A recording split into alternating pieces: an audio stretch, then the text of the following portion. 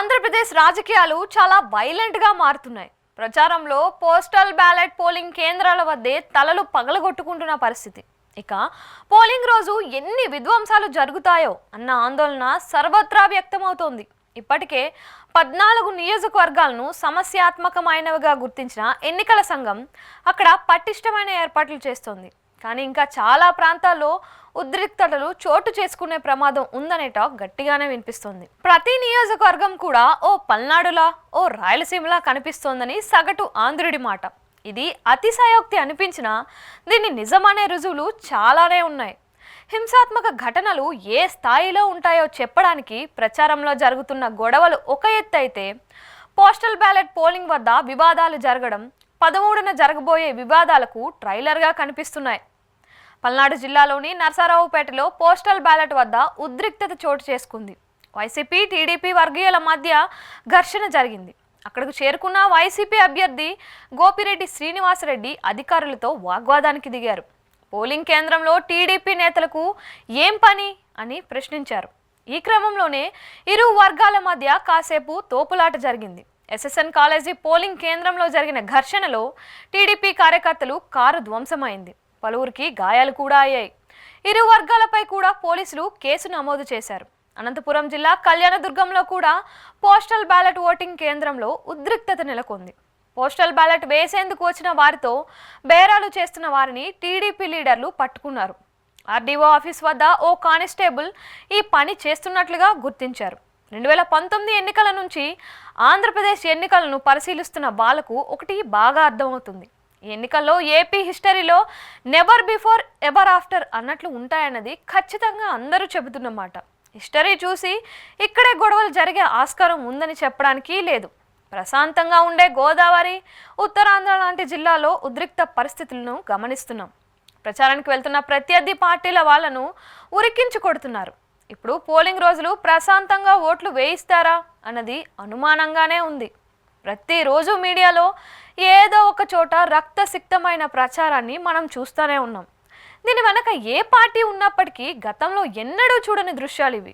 విజయవాడ కేంద్రంగా సీఎం జగన్ పై రాయితో దాడి జరిగింది. ఆ తర్వాత రోజే పవన్ చంద్రబాబుపై కూడా రాళ్ల దాడులు జరిగాయి. అలా ప్రతిరోజు ప్రత్యర్థుల ప్రచార కార్యక్రమాలపై ఇలా రాళ్లవాన కురుస్తూనే ఉంది.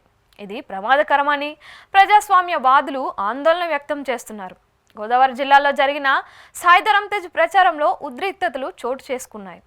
ఏలూరు వైసీపీ ఎంపీ అభ్యర్థిపై కూడా దాడి జరిగింది. ఆదివారం రాత్రి ముసునూరు మండలానికి ఎన్నికల ప్రచారానికి వెళ్తున్న సునీల్ కారును ప్రత్యర్థి పార్టీల కార్యకర్తలు అడ్డుకొని దాడికి పాల్పడ్డారని కేసు రిజిస్టర్ అయింది. ఈ దాడిలో కారు అద్దాలు ధ్వంసమయ్యాయి. రంగాపురం గ్రామం వద్ద ఈ ఘటన చోటు చేసుకుంది.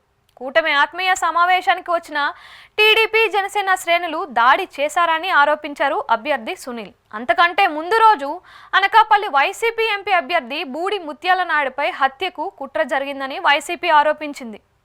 బీజేపీ ఎంపీ అభ్యర్థి సీఎం రమేష్ అనుచరులపై డ్రోన్ కెమెరాతో రెక్కీ చేసినట్లు ఆరోపించింది. ఆ తర్వాత రోజు సీఎం రమేష్ కారుపై వైసీపీ కార్యకర్తలు దాడికి పాల్పడ్డారు. ఈ దాడిలో ఆయన కారు కూడా ధ్వంసమైంది. ఇవి మచ్చుకు ఈ మధ్య జరిగిన ఘర్షణలు. ఇలా చెప్పుకుంటూ పోతే చాలానే ఉన్నాయి. ఇప్పుడే కాదు, 2019 ఎన్నికల్లో అంతకుముందు ఎన్నడూ లేని ఘర్షణలు చోటు చేసుకున్నాయి. ఈ వివాదంలో ముందు వరుసలో ఉండేది మాత్రం పల్నాడు.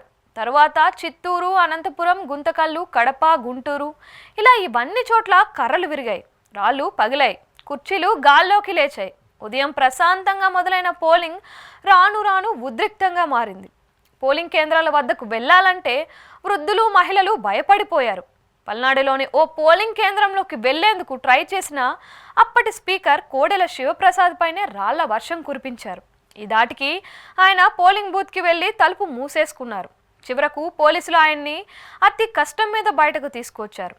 ఈ క్రమంలో కోడెల స్పృహ తప్పి పడిపోయారు. ఈ ఆందోళనలో పోలీసులు ప్రేక్షక పాత్రకే పరిమితమయ్యారు. వారిని నిలువరించడంలో విఫలమయ్యారని వాదన బలంగా వినిపించింది. ఒక్క 2019లోనే కాదు, ఎన్నికలు ఏవైనా పల్నాడులో ఇలాంటి దాడులు, హింసాత్మక ఘటనలు జరగడం సర్వసాధారణం. అందుకే ఆ ప్రాంతాన్ని ప్రత్యేకంగా చూస్తుంది ఎన్నికల సంఘం. 1999లో కోడెల శివప్రసాద్ ఇంట్లో బాంబు పేలుడు నుంచి మొన్న ప్రచారంలో ప్రత్యర్థులు తలలు పగలగొట్టే వరకు చాలా హింసాత్మక ఘటనకు ఈ గడ్డ సాక్షి. ఇప్పుడు పల్నాడు జిల్లాలో 1926 పోలింగ్ కేంద్రాలు ఉన్నాయి. వాటిలో 445 కేంద్రాలను సమస్యాత్మకంగా పోలీసులు గుర్తించారు. ప్రత్యర్థి అని తెలిస్తే చాలు ఆ ఊర్లో ఉండలేని పరిస్థితి కనిపిస్తుంది. తమ పార్టీకి కాకుండా వేరే పార్టీకి ఓటు వేసేవాళ్ళు అనే అనుమానం కలిగితే చాలు ఇక వాళ్ళు ఓటు వేయలేరు. అసెంబ్లీ నుంచి పంచాయతీ ఎన్నికల వరకు ఇదే తంతు కొనసాగుతోంది. గత 5 ఏళ్లలో 30 మంది వరకు ఫ్యాక్షన్ గొడవల కారణంగానే ఈ ప్రాంతంలో చనిపోయారనే రికార్డు ఉంది. ఇందులో తమ పార్టీ వాళ్ళే ఎక్కువ మంది ఉన్నారని టీడీపీ చెబుతుంటే తమ పార్టీ వాళ్ళే అధికంగా ఉన్నారని వైసీపీ వాదిస్తోంది. ఇప్పుడు పరిస్థితిలో కూడా ఎలాంటి మార్పు లేదు. ఎప్పుడు ఏ క్షణం ఏ చోట ఘర్షణలు జరుగుతాయో అన్న ఆందోళన చాలా మందిలో కనిపిస్తోంది.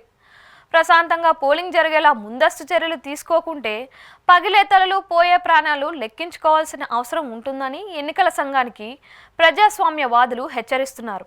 దేశవ్యాప్తంగా జరుగుతున్న ఎన్నికలు ఒక ఎత్తు అయితే ఆంధ్రప్రదేశ్లో జరుగుతున్న ఎన్నికలు మరో ఎత్తని సూచిస్తున్నారు.